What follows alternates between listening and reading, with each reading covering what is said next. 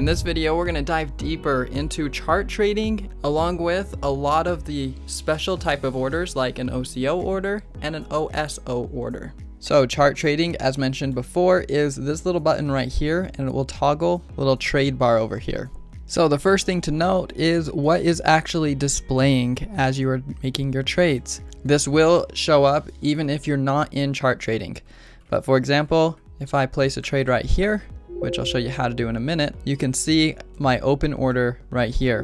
And right now I am in a position in Tesla. As you can see right here under manage orders and positions, I have 200 shares at 621.91, but you can't see it on my chart. To fix that is to come up here to settings, click on account orders and positions. So this is what is showing on your charts when it comes to your orders. So right now I have the filled orders not showing. And if I click on display positions with arrows, it's going to draw little arrows between my filled orders. And then I can also hit display order and lines.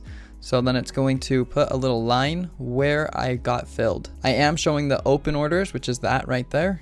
You can show queued, canceled, expired orders. I have those all off. And then my average price is off right now, but I can turn it on just by clicking there and hitting OK. Now you can see every little trade that I made right here. But for some reason, my average still isn't showing.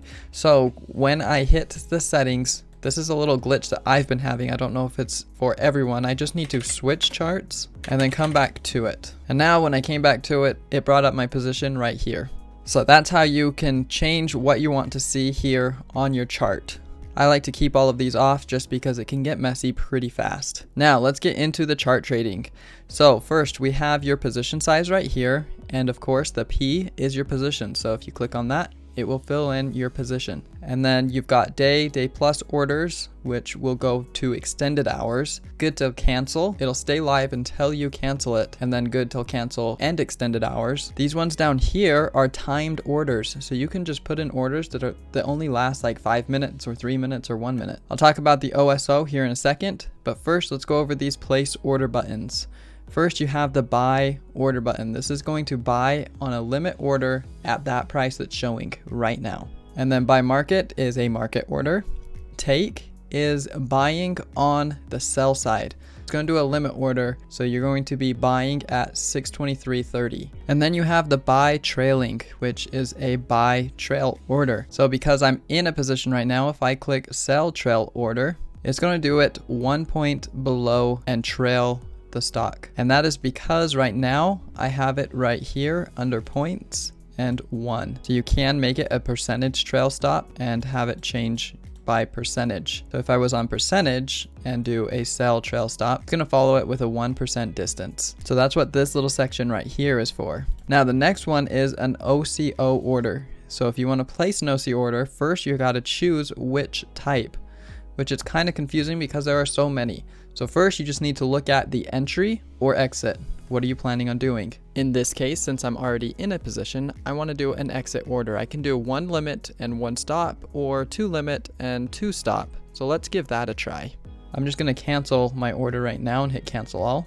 And then you might wonder, where are those 2 going? You click on these 3 dots right here and you can choose exactly what you want. So you can choose the quantity first right here. Going to do a limit at 50% and 50% and a stop at 50% and 50%. And then you can choose your price offset. So let's say that I want a $1 offset for the limit and 50 cents for the stop. And then for the second one, I'm going to do $2 and 80 cents. You can do whatever you want here. And if you want to save it as default, you can, and it will save it for all equities. So even if you're on SPY, it'll save this same setting. But then I can just hit OK. And if I click place OCO order, so now you can see my limits right here being at $1 and $2. And then my stops being at 50 cents and 80 cents. And then they will just cancel each other out depending on what happens. Now let's say that I'm not in a position. Let's cancel this order and I'm going to close my position. Order filled. So it did a market order getting me out of that position by hitting close. And now let's do a entry fade. So this one, if you click on the 3 dots, you can see it sends a limit buy and a limit short. So when I click on place OCO order, it puts the order in, doing a short on a limit order up here and a limit buy order down here. So this is the fade. I can also use a breakout. So it's going to do the same thing, but place stop orders rather than limit orders. So we've got a stop buy and a stop short. And right now I have it at a 10-cent offset. Let's change that so I don't get immediately filled to 50 cents. I hit place OCO and you can see my 2 stop orders. So now this is a breakout play where I'm going to say buy it if it breaks up, sell it if it breaks down. And then whichever one gets filled first, the other one will cancel. So that's how you use the OCO type of orders here on the chart trading. It's done the exact same way on things like the trade bar right here, where you can choose your entry or your exit. Then down here, you could do custom. Now let's say that you want to do an OSO order. Okay, so I just closed my position here on Tesla and I've clicked attach OSO. So this will send an OCO order once I am filled.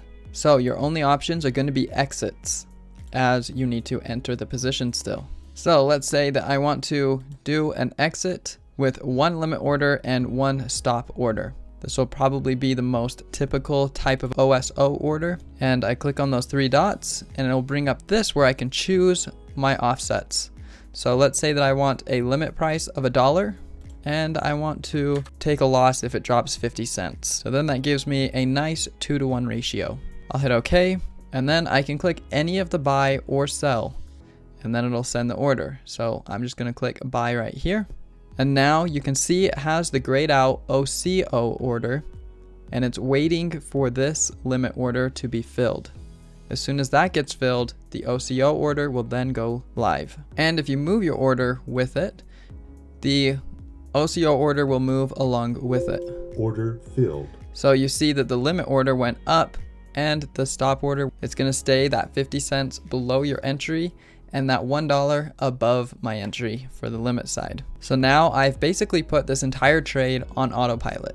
I know I'm either going to make $200 on it or lose $100 on it. And then there are some hotkeys that you can use with chart trading that only apply to chart trading. So the first hotkey is control and click. So wherever my mouse is, if I hit control and click, it's going to send a buy limit order. But right now I have attach OSO in it, so it is actually going to be attaching that OSO order. So if I had that unchecked and do control click, it's going to send that order right here as a limit order.